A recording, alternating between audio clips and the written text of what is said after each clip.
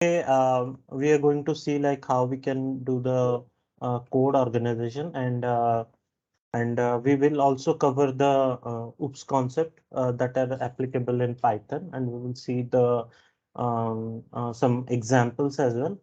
Yeah, and yeah, we can get started.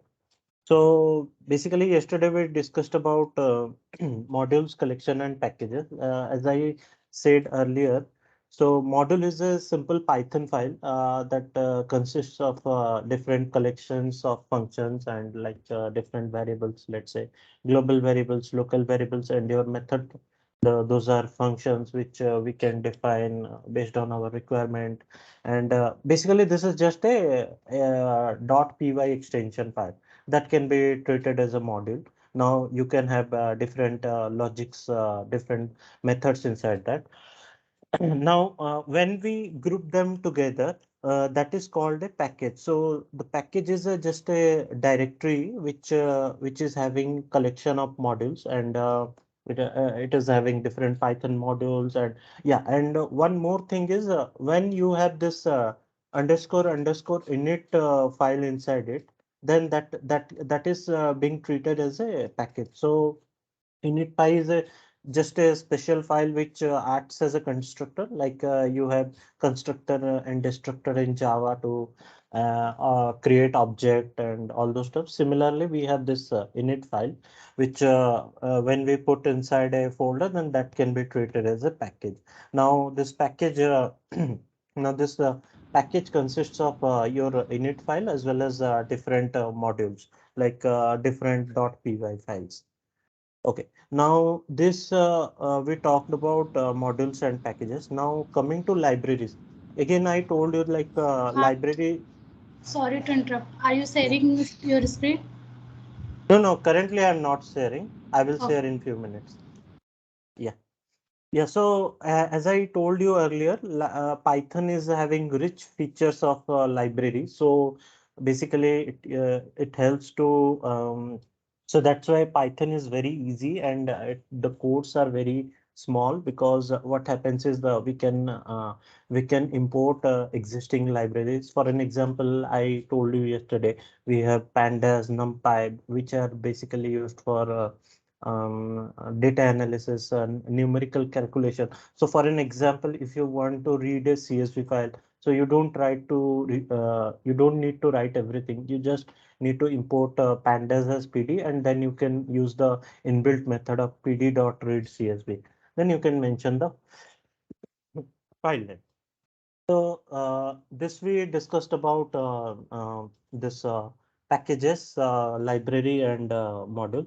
Now I will share my screen, and we will show a quick example how we can organize the codes basically. Let me know once you're able to see my screen. Hope my screen is visible. Yes, it's visible. Okay. Okay. Okay. Sorry. So basically, how we can do this code organization is basically we instead of writing all the logic, all the application logics inside a single file, we should we should consider using this packages and modules.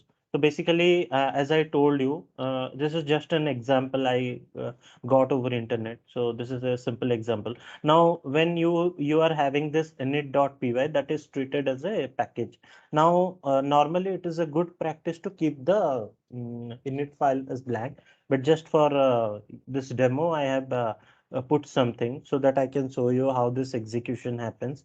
Now, now, as I told you, this inside this package, we have this init.py file. Now, what we can do is, for an example, now inside this is the main Python file. So basically, as you might be aware, in every program we have this main function. This is an entry point to any application. Basically, the execution starts from here.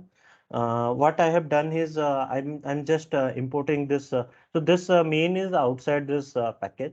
So how we are doing is I have written this import physics here. Now if I'm going to execute this, now what will happen is it will just print that statement that is inside init.py. So we don't have any print statement inside this main method, but what is happening is we are just importing from the init. That's why it is able to print this output. So the power of this is you can do some initialization code inside of your package, and it will allow this main.py to import them. And it's not only applicable to main.py, so you can use a different import statement inside different packages, and you can import one package inside another package, so without knowing what is exactly inside the package. And so in this way, we will be able to organize the code. Now, again, I told you this basically this init method acts as a constructor method, and just used to initialize the object state. Now, okay, I wanted to show you one. For an example, this is a class. I have defined a class here. Now the every class should contain a init method. Now we have this self keyword here. Now you can think this self as a this keyword that you are using in just Java. So basically, it represents the instance of the class, and by using this self, what we can do is we can in class we have different, we might be having this different attributes and methods. So using this self, we will be able to access those. Now going forward, we will see how we can do that. So basically this self points to the current object. Okay. Now what I need to do is, now what I will do is I will just mm, uncomment this. Now what I am doing is, from forces dot forces, I am importing the class. So what does this dot means is, it refers to the current object, current directory basically. So that's why I have used here dot. Now okay. Basically, current package, I am importing this. Now, what I will do is, now if I will save it, and if I'm just going to the main function, and I will execute this, just comment this, and I will just um,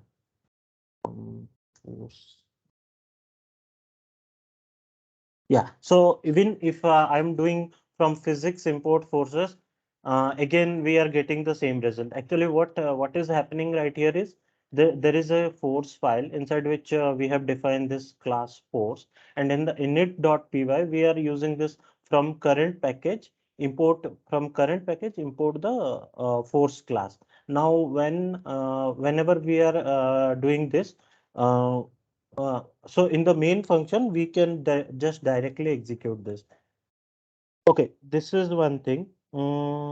So the main reason behind this thing is we can import one package inside another package. So we can do multiple import, the same thing which we can do. Now the second thing is, it is a good practice to keep a class inside a single file. So what happens is, you should not define, so there is no hard and fast rule, but it is a good practice whenever we are going with creating different module. So basically, these all are modules. So now we have this angular momentum class, forces class, gravity class. So inside one file, we are defining one class. Now, there are some rules. Basically, there is a PEP 8 standard, PEP 8 standard. That is the way to write your Python code. So, the basically the file name, it should follow the snake case. I mean, all this should be small. And if you want, there are multiple words, you can use underscore. Now, class name, basically we use the Pascal case. Now, if you will go here, it should something like this. So if you are using different words, so it should follow the Pascal case. Now, if you are defining any variable, it should follow camel case. Currently, we don't have any, but let's say if you want to define something var num, it should follow something like this. So this is this kind of convention, naming convention we should follow. Now, I will share this link with you people. So basically, it talks about all the style guidelines, how we should define, how we should write the code.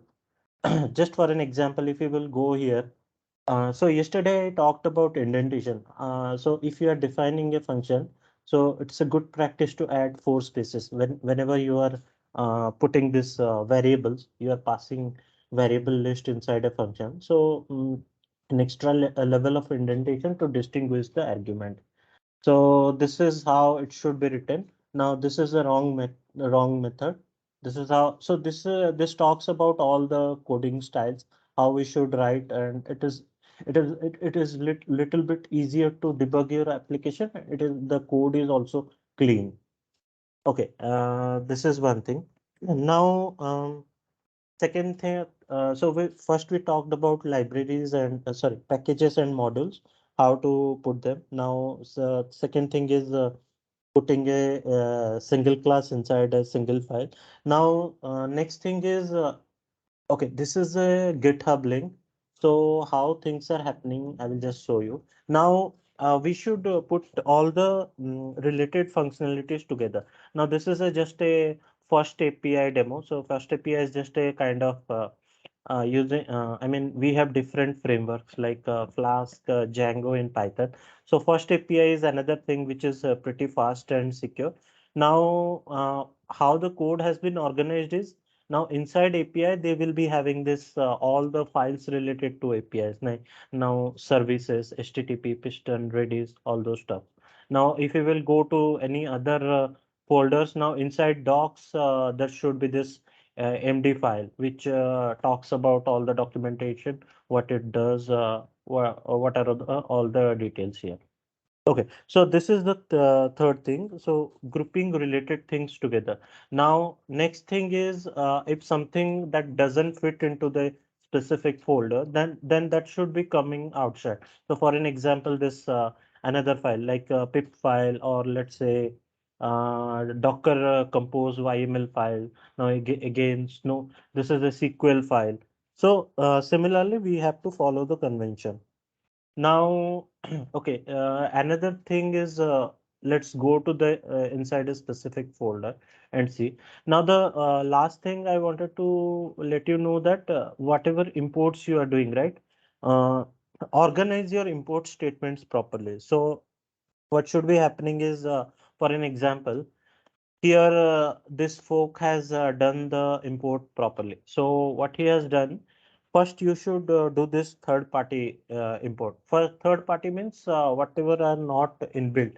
So like he has done here first API. So till this, these are all third party. Now logging is a inbuilt. I would prefer to keep this in a another. I would give a space and put it in another line. So first you should prefer third party library import. Now next you should do some, you should write, you should put this inbuilt module, like built-in modules like let us say JSON or OS or logging, which are inbuilt and we don't have to install specifically with the pip install code. Now next at the last you can use your local import. For an example, if I will go to this, now this is my current project, pump process or something. Now, if you will see here, if I can go inside, it can be defined as a collection of objects. Now, again, this is a logical entity that has some specific attributes or method. Now, this is how we represent class and the function inside Python. So class name. Now then colon. Actually, I just typed it, so this is wrong. You should write something like capital C. As I told you, we should follow Pascal case for class name. Now again colon, and again this indentation should come. Now again init is a, as I told you, this is a like constructor method. Now we have this self which represents to current object. Now I am passing the parameters here. For an example, model name and year. So display is another method inside a class. Now you again self is a by default constructor. using self, how we are doing is print self dot model name and self dot let me, there are some errors here, so I will just now, okay. Now this is how we define a class and method inside class. Now this is a way to create object. Now, I think in Java you used to do this something like AOA equals to new of a, something like this, I believe, right? If I'm not wrong, something like this probably you guys are doing. Right. Right. Now, yeah. So in Python, we just mention object name. So here object name is C1 and the class name, and we pass the parameter. Now, if you are passing the parameter, we should define the init method always. Otherwise, it will throw an error. Now, init method is a like mostly, as I told you, this is for just instantiation of the object. Now, this is a special constructor method, and we use this self keyword. Okay, now we created an object using this C1 equals to car, and I passed the parameter. Now, so how you can access a class method by using the object dot method name. Now, if I will execute this, I will get the all the details, like what is the model name and what is the year. Okay, now this is another example. Now, whatever variables you define inside a specific class, those are called class variables. So here this ID and name are the class variable, and this is a class method or class function which is defined inside this a class employee. Now, again, the similar approach, how we can access this. Again, we are creating an object. Now, you will mark one thing, guys. So currently we haven't passed any parameters. That's why we haven't defined any init method. But it is a good practice to define init method because in real time we won't be using this default constructor. So we will be passing some parameters. Okay. So now this is these are the class variables and how we can define it. Yeah. So I have just written a class method, and using class method, I'm accessing those, printing those variables. Okay, this is example of class variables. Now, okay, this we will discuss. We will come to this section later.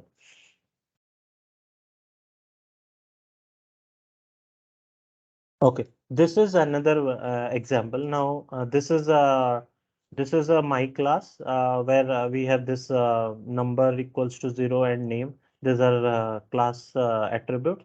Now, this is another main function where I'm just inside a main function. I'm creating an object, me. Now, I'm just overriding. I'm assigning different values because whatever default variable values were assigned to the class variables, I wanted to override. So using dot operator, you can access the attributes of a class. So this is how we have done it. So this is the object dot variable name. Now, okay, this is another way of executing code. So if name equals to main, execute the main function. I just wanted to show you some examples. That's why I have put it here. Okay. Now coming to this, okay, yeah. We will go to another section where I wanted to show you.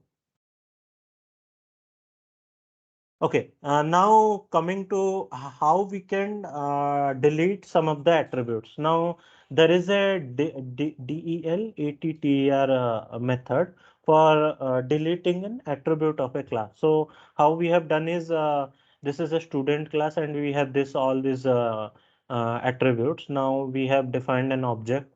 Now we are just printing it. Now if you want to delete something, delete an attribute, this is how we can do it. Delete attribute. Now, what happen is after deleting, if I want to print it, it will say that this attribute has no object because we have already deleted it. So this is how you can delete an attribute of a class. Okay. Now we will see how you can delete this thing as well. Just a moment. Yeah. Now, how you can delete a class object. Again, this is a very simple example. You just use there we were using del delete attribute method. Now here we have to just use delete emp. Now employee was an object of that class employee. Now if we are using this emp dot display, now it is telling that there is no employee object. Okay, this is how these are some of the ways to create class and how to interact with class, how to access the class attributes, class methods, and how to create an object. Now, okay, this is another example where how we are passing values to a function. So this is a method inside this class vector 2D. X and Y are the class attributes. Now, something you can tell that these are instance variable. If you are defining something inside the class method, those are instance variable. And whatever you are defining inside the scope of a class, those are class variables.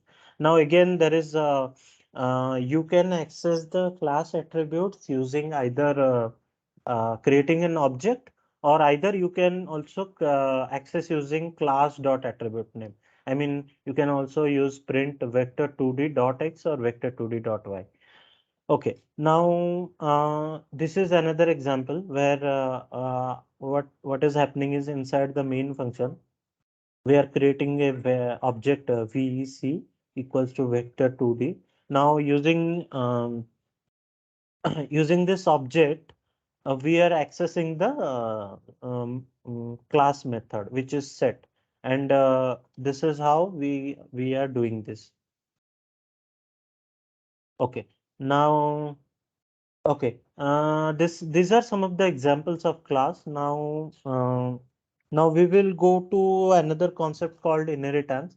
Now I think I have some more file here.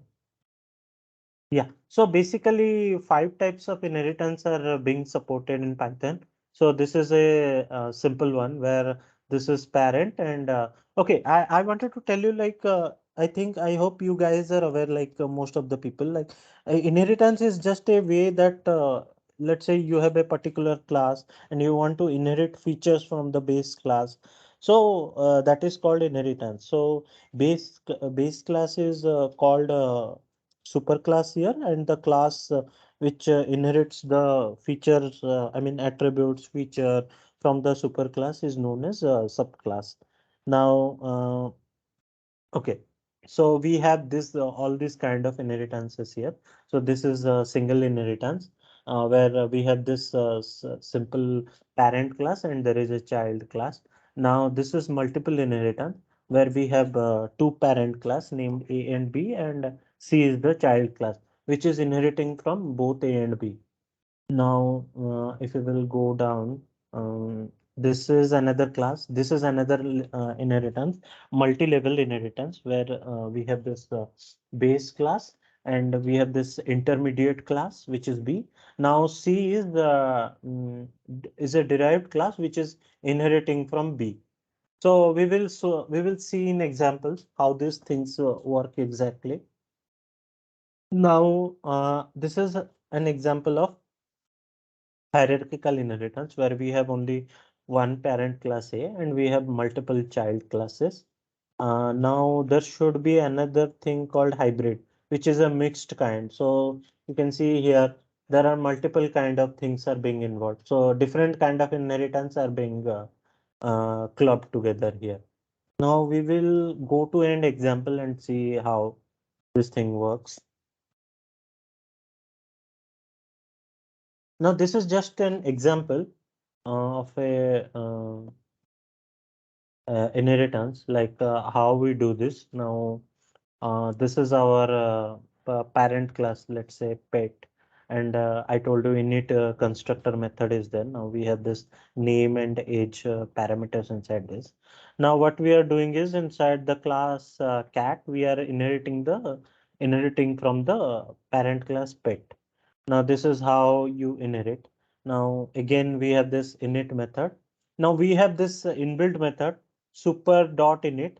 What it will do is Yeah, I'm just trying to print here this statement super dot in it, and what I'm doing is inside the main method, I have created an object, the pet, two objects, pet, the pet and Jess. So basically, this instance is a function to know that whether we this class is being inherited from other class. So for an example, Jess is Jess a cat, so it will print true because what is happening is we have inherited. But if you will go to here now, these are printing false because these are not being inherited. So this is how we do this inheritance here. We write inheritance and we we inherited one we inherit one class from another class, parent and child relationship. We will see some of the examples. Okay, we will talk about this later.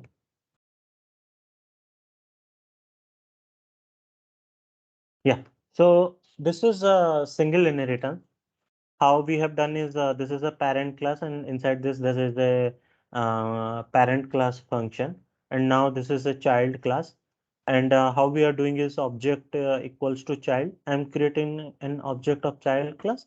Then I'm trying to access both the parent class as well as child class, and it should be able to do because what we are doing is this child is being inherited from the parent class.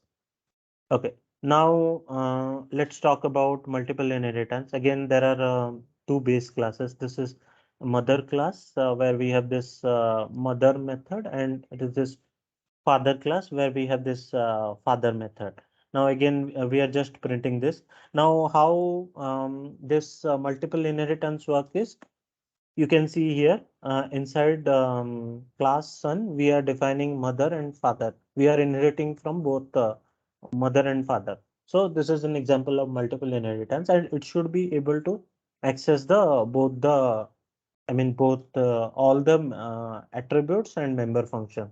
Yeah, you can see here it is able to do so. Now let's go to multi-level inheritance. So how it works is there is a class called grandfather from which we are inheriting father class, and from which we are inheriting son class. So you can see here how we are writing this father, inside that we are putting grandfather, and again from son we are writing father. Now it should be able to access all the attributes the son class should be able to access. Now how it is happening is inside sun only I have defined this another function name print name. Now I have this is the driver code. I have created an object. Now I'm passing the parameters here, and if I want to, if I'm trying to access the attribute of the super first class, which was the parent of the father.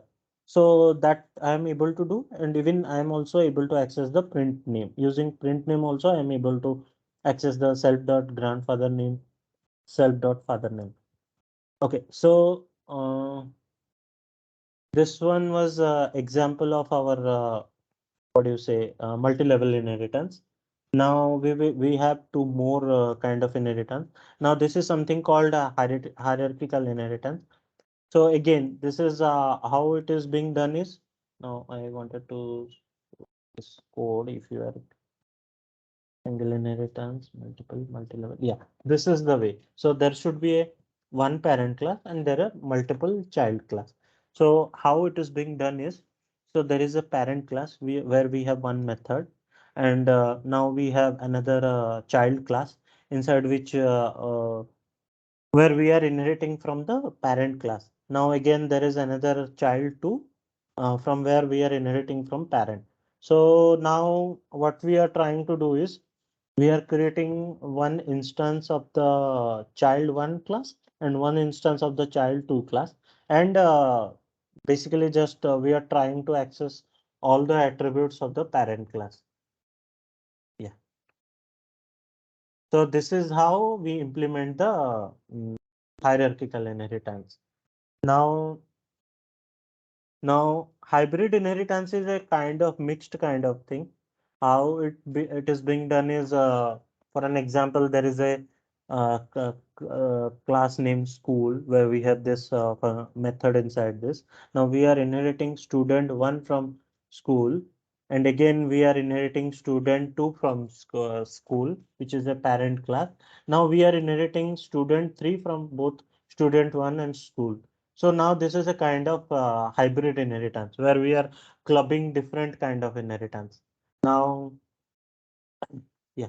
So if you will see here, so yeah, I'm creating an object of student three class. Yeah. Now using that object, I am accessing the method, accessing the method of school class, and I am accessing the method of this func2 student one, because since this is being inherited from all this student one and school class, so I am able to do so. Okay, this we will talk later. uh, there are some of the things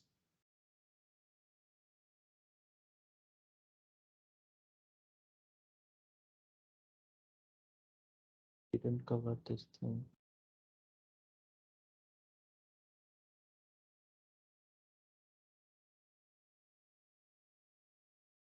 Yeah. So as I told you, so you might be aware of what is a constructor and destructor. So basically to create an object and allocate memory.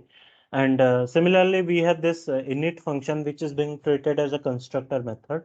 So how we have done is inside a class employee, we have this init method and we have this display method. Now, this is an example of parameterized constructor because we are passing this name and ID attributes here. So I'm just creating two of the objects of employee class, EMP1 and EMP2, and I'm passing the parameters John and David 101, 102. Now, using the object of the class, I'm accessing the class methods. So this is just an example of parameterized constructor because we have passed here whenever okay, inside this init method we are passing the name and ID.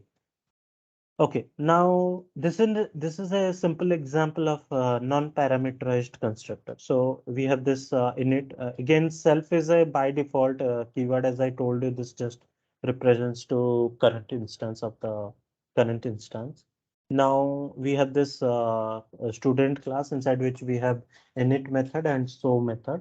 Now you can see here we are not passing because this is a non-parameterized constructor. Okay. Now, this is another example of parameterized constructor. I think both are same. No need to go again. Yeah, so we already discussed this parameterized. So inside this init method, we are passing the name here, and basically using an object, we are accessing the those attributes of the class. Now, okay, this is another example of default constructor. Now, if we have, as I told you, these are class attributes. Now, inside the class, we are defining these attributes. So this is just an default constructor because whenever we are creating an object, we are not passing any of the attribute, any of the parameters. Okay. Now, so, okay, we discussed about this constructor, parameterized, non-parameterized, and different kind of inheritance and class concept, class variables, instance variable. So we have some of the built-in functions available in classes. So I wanted to cover those things here. So this is a student class where we have this name, ID, and age. Now we have some of the attributes like get attribute, so using which we can access the attributes of a specific class. So these are some of the built-in methods. Get attribute, where we are passing the object name and the attribute. What kind of attribute is it? It is not, here we are passing name. Now we have get attribute. We have has attribute to check whether it exists or not. Now we have delete attribute. Now all these inbuilt methods are available inside a function. Now it is giving some error. Okay, because what I did is I have deleted here this delete attribute. Using delete attribute, I have deleted that attribute. So that's why it's not giving, but the rest of the things we are able to see. John 23. And this has attribute is a basically Boolean kind of, it returns a Boolean value here. Okay, so these are the some of the functions inside a class. Now we have covered this inheritance.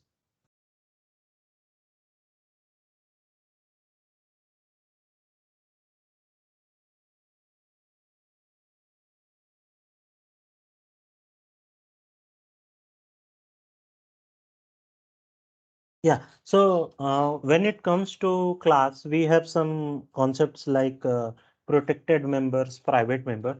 So basically, what happens in I think in C++ or Java, we have this protected members that cannot be accessed outside the class, but can be accessed within a class and its subclass. So basically, here also the same thing is applicable. So to accomplish this and to implement this in Python. So how we do is you can see here we use a single underscore which represents a protected member. I believe in Java you might be having this private or protected something. So but in Python this is how we represent a protected member, and this can be only accessed inside a class. Now and it cannot be accept. Uh, just a moment.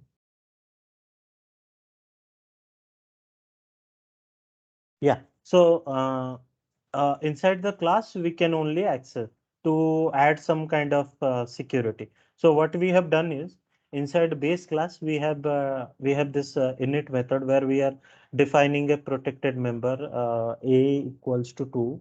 Now again we are deriving this base class. Sorry, we are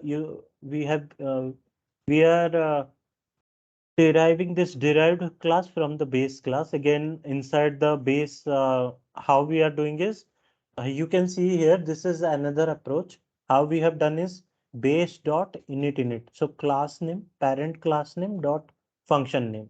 So inside this, we are just printing this, we are trying to access the protected member. And we are trying to modify as well here. And I just added an example. If let's say there is no class, then it will give error. So I just wanted to show you that what is the logic behind this. Now, if I want to access this, yeah, you can see here. Okay, believe.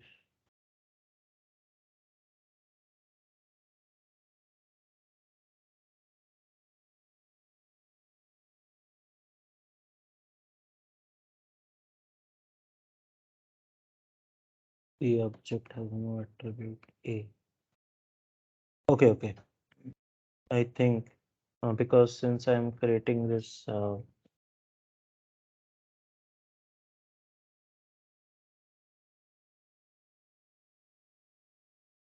yeah, if a class is not derived from another class, so it cannot be able to access the protected members, which can be only accessed. Yeah, you can see here. I am obj1.a. Obj1 is the derived class object. Now obj1 and obj2 should be able to access this. Uh, Now, if yeah, I showed you, if I am creating another class object and I'm trying to access, then it should give error. So this is what happening. Now, this is about protected. Now, again, we have something called private member, which is again similar to protected member, but there is a difference. What happens is the class attributes or members which we are declaring as a private, it should yeah currently what is happening is we have defined this as a private. So private members actually basically it cannot be accessed outside the class. That is what the difference between the private and protected. And how we have done here is um okay, sorry. Yeah, so we have this class A. Again, as I told you before, protected member we use single underscore. Now, for private members, we are using underscore underscore. Now, I'm just initializing them with none, so it doesn't have any value. Now, we inside this class A, we have this constructor, init constructor. Now we have another okay, we have private method. This is how we can define a private method as well, underscore underscore. Now we are accessing them from a public member function. This is how we are accessing the this private member. Now if another base derived class I should derive from parent class and try to access, I mean outside the class, then this private member should give me the error. So this is the difference between the protected and private member. Okay.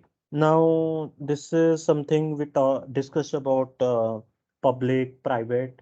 So there are some more things as well. Now let's see polymorphism. Okay, I think you guys are aware. Polymorphism is again having many forms, basically in layman terms. So polymorphism means same function name but being used for different purposes. So for an example, I can just use this length function can be used for a different purpose. I can use this for gigs, or I can pass a list, which we discussed yesterday. Basically, this is a list. So here length function is being used for multiple purpose. Now again, this is doesn't apply being applied to only built-in function, but the other operators like plus, minus, those can be also can be linked with polymorphism. So currently, what is happening is uh, in a add function, if the default parameter of default value of z is 0, I have provided. Now I can use it for multiple purpose. I mean I can pass two parameters or three parameters. So here also, this is an example of polymorphism. Okay, now again, in terms of string addition, that what is happening is here we can do number addition. We can also do string addition. That is also an example of polymorphism. So here the addition using in the addition operator, we can pass different type of arguments. We can do number addition, we can do string addition as well, or float addition as well. Those kind of things. Okay, now this is an example of how polymorphism is being used in the class method. Now we have this cat class and this dog class. So what is happening is we have the I mean we have the same methods, but both are I mean name method with same name, but they are being used here for a different purpose. So you can see here inside the cat class, we have this info and make sound, but we have used here this different implementation. So for an example, I wanted to see this. This is just an example, like how polymorphism can be implemented in terms of class methods. Okay, so this is one thing. This we will cover later. Overriding. Okay, now now the another thing is this data abstraction. Data abstraction is just a concept of handling how you handle complex things by hiding unnecessary information from the user. Like normal user doesn't need to know all the details. For an example, this car implementation. user just need to know the basic functionalities, but how the engine works or how the piston works, it doesn't we don't need to expose those methods to the normal user.